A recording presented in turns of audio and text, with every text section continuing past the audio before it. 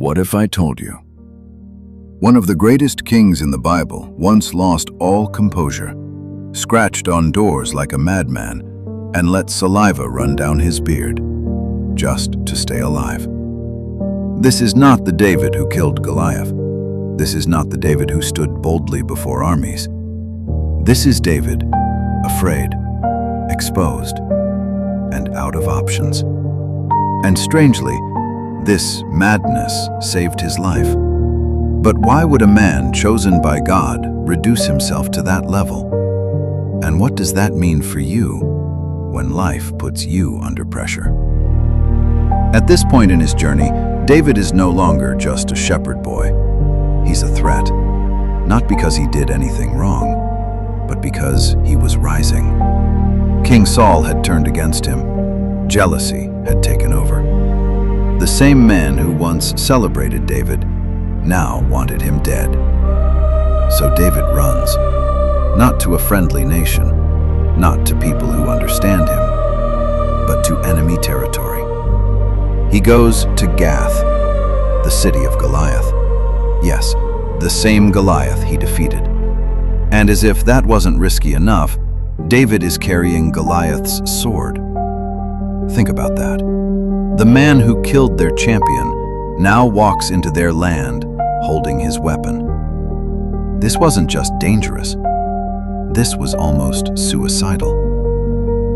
At first, nothing happens. But then, whispers begin. The servants of King Achish start to recognize him. Isn't this David?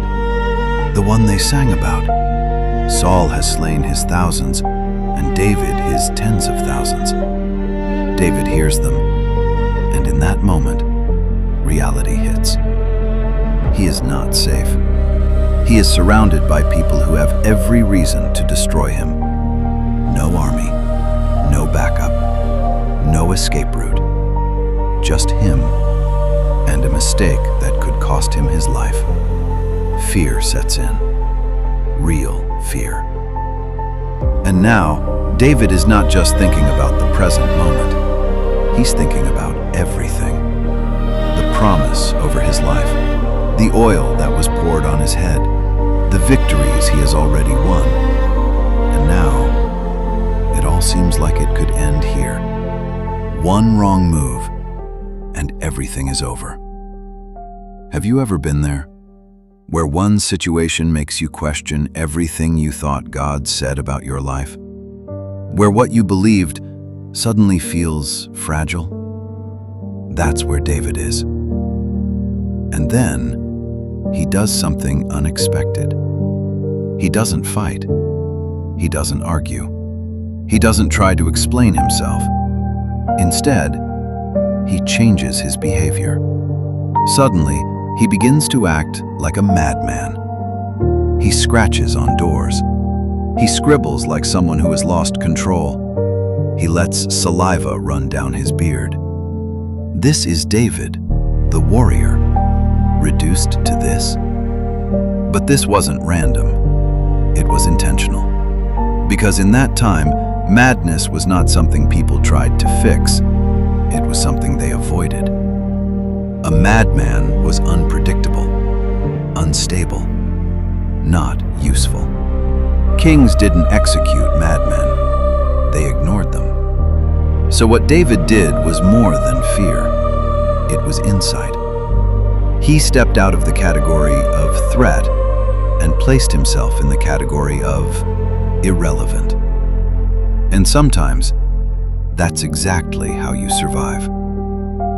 And when King Achish sees him, he responds almost with irritation. "Do I lack madmen that you have brought this one to me?" In other words, this man is useless.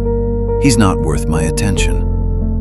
And just like that, David is driven away.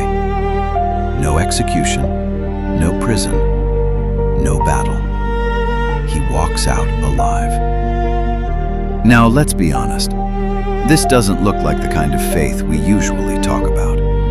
There's no bold declaration, no dramatic miracle, no visible power move. It looks like fear. It looks like weakness. But maybe we've misunderstood something. Because sometimes survival is wisdom. Sometimes not reacting is strategy. Sometimes what looks like weakness is actually preservation. Let's go deeper, because many people would read this story and feel uncomfortable. How can a man of God behave like that? Where is his faith? But faith is not always loud. Faith is not always standing in front of everyone declaring victory.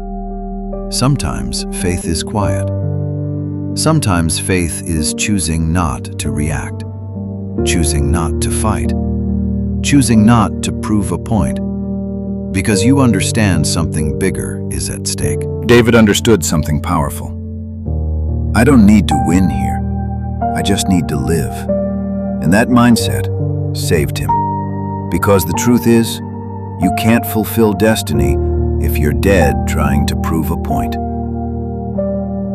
Let's make this practical. There are moments in life where you want to respond, but wisdom says stay quiet. You want to prove yourself, but wisdom says walk away. You want to fight, but wisdom says let it go. And it feels uncomfortable. It feels like you're losing. It feels like people are misunderstanding you.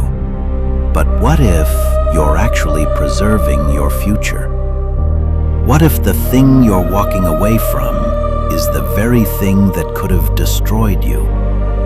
Not every battle is yours to fight, and not every victory looks like winning in public. David didn't lose his identity.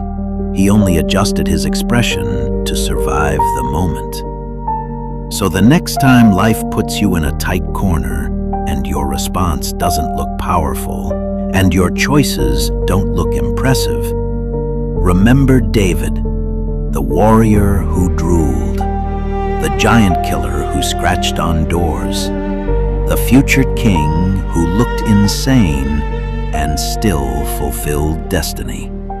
Because sometimes the madness is part of the miracle.